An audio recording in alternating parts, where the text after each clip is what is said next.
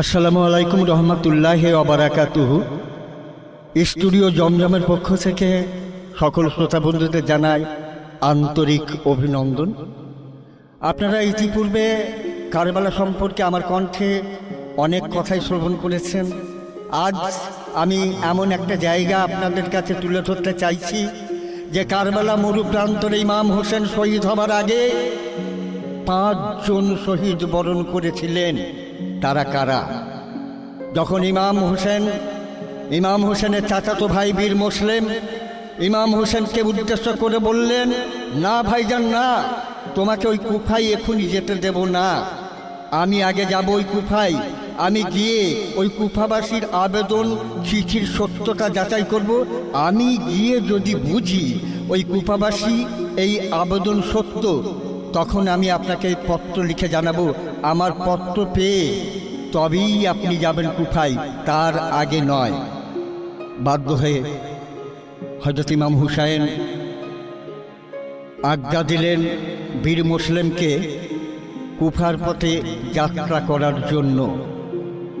কিন্তু বীর মুসলিম তার 2 শিশুপুত্র, যারা বাপকে ছাড়া খেত না, বাপকে ছাড়া ঘুমাতো না, তারা ওই মাসুম 2 ভাই বীর মুসলিমকে জড়িয়ে ধরে বলল, আব্বাজান আমাদের ফেলে রেখে তুমি যেতে পারবে না আব্বাজান, আমরাও যাব তোমার সঙ্গে কুফায়। মুসলিম বলল, বাছারা, ওই কুফা যে ভয়ঙ্কর, ওই কুফায় এজিদের সৈন্যরা অবল বৃদ্ধা যুবা শিশুদের একের পর এক হত্যা করে চলেছে। তোরা মাসুম জান, তোরা তোমার কলিজার টুকরা, তোদেরকে কেমন করে নিয়ে যাই বল ওই শত্রুর আখড়ায়? নাছোড় বান্দা 2 মাসুম ভাই, আব্বাজান মরতে হয় একই সঙ্গে মরবো, কিন্তু আমরাও যাব তোমার সঙ্গে কুফায়। বীর মুসলিমের 2 শিশু ইব্রাহিম আর মোহাম্মদকে নিয়ে চলল সেই কুফায়। কুফার জনগণের কাছে খবর পৌঁছে গেল, মদিনা থেকে ইমাম হোসেনের প্রতিনিধি বীর মুসলিম পৌঁছাচ্ছে কুফায়। কুফার রাস্তাঘাট আলোয় আলোকিত হয়ে রয়েছে, ইমাম হোসেনের জয়ধ্বনি চারিদিকে শোনা যাচ্ছে। রাস্তার দুপাশে হাজারে কাতারে কুফাবাসী ফুলের মালা নিয়ে সাজিয়ে দাঁড়িয়ে রয়েছে বীর মুসলিমকে বরণ করে নেওয়ার জন্য। 2 শিশুকে নিয়ে ঘোর সবার থেকে যখন বীর মুসলিম পৌঁছে গেল, মুসলিম অবাক হয়ে গেল সমস্ত কুফাবাসীর উল্লাস ধ্বনিতে। সবাই এক বাক্যে নারায়ে তাকবীর, আল্লাহু আকবার, ইমাম হোসেন জিন্দাবাদ। ফুলের মালায় বীর মুসলিমকে বরণ করে নিল কুফাবাসী। বীর মুসলিম আর বিলম্ব করল না। এই কুফাবাসীর নিপীড়িত নির্যাতিত জনগণের মুখের দিকে চেয়ে সঙ্গে সঙ্গে মদিনার উদ্দেশ্যে চিঠি পাঠালো ইমাম হোসেনের কাছে। হে দিনের ইমাম হুসাইন, কুফাবাসীর আবেদন সত্যি আপনার জন্য কুফাবাসী ব্যাকুল হয়ে আছে, আকুল আগ্রহে আপনার হাতে। ইতিমধ্যে আমার কাছে কয়েক হাজার কুফাবাসী বয়াত হয়ে গেছে। আপনি আমার পত্র পাওয়া মাত্র শীঘ্র চলে আসুন। সমস্ত কুফাবাসীর মনে এক নবজাগরণ গড়ে উঠেছে। বীর মুসলিম গ্রামে গ্রামে, পাড়ায় শহরে সর্বত্রই ওই নিরীহ কুফাবাসীকে সোচ্চার করে তুলছে। অন্যায়কে সহ্য নয়, অন্যায়ের প্রতিকার চাই, প্রতিরোধ চাই। সর্বত্রই মুসলিম আতঙ্কিত কুফাবাসীকে প্রতিবাদ মুখর করে তুলেছে। সবার চোখে একটা আশার আলো জাগিয়েছে, একটা শান্তির আলো ফুটবে এবার কুফায়। কিন্তু হায়, এ খবর পৌঁছে যায় দামেস্কে, ওই কুফার শাসনকর্তা এজিদের কানে। এজিদ প্রধান সেনাপতি জানায়, মদিনা থেকে এসেছে কুফায় ইমাম হোসেনের চাচাতো ভাই বীর মুসলিম। ওই ভীতু কুফাবাসীর মনে বিদ্রোহের ঝড় তুলেছে। এজিদ বলল, সর্বনাশ। সেনাপতিকে হুকুম করলো আর সঙ্গে সঙ্গে 10,000 সৈন্য নিয়ে পাঠিয়ে দিল ওই কুফায়। খুঁজে বার করো ওই বীর মুসলিমকে, সঙ্গে সঙ্গে কোতল করো। রাতারাতি এসে পৌঁছে গেল 10,000 সৈন্য। হাটে বাজারে গ্রামে ছড়িয়ে পড়ল, শুরু হলো চিরুনি তল্লাশি। কোথায় কোথায় ইমাম হোসেনের চাচাতো ভাই বীর মুসলিম?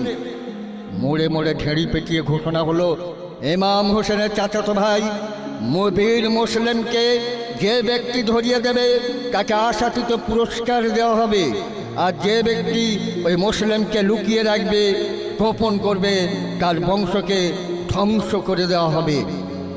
এই ঘোষণা শোনা মাত্র ওই ভীরু ভীতু কুফাবাসী বদলে গেল, সঙ্গে সঙ্গে তারা পুরনো অবস্থায় ফিরে গেল।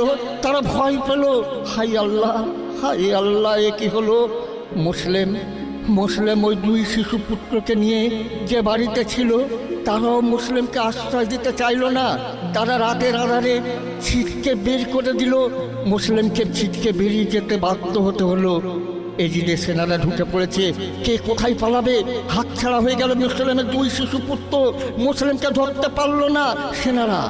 সেনাদের চোখের আড়ালে লুকিয়ে খুঁজতে লাগলো বীর মুসলিম কলিজার টুকরা দুই লাল ইব্রাহিম আর মুহাম্মদকে।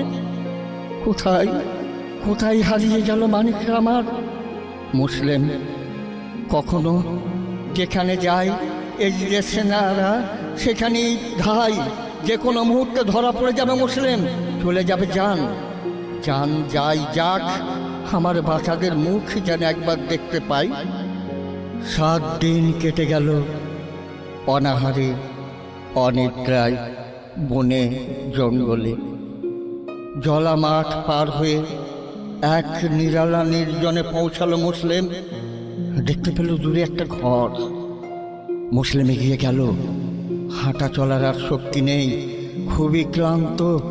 ঘরটার দরজার কাছে এসে মুসলিম ক্লান্ত হয়ে বসে পড়ল। ঘর থেকে বেরিয়ে এলো এক বয়স্কা মহিলা।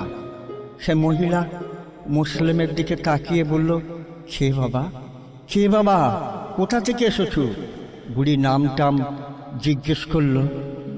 মুসলিম বলল, আমায় পানি 1 গ্লাস দিন। পানি পান করে মুসলিম বুড়ির কাছে সব সত্য ঘটনা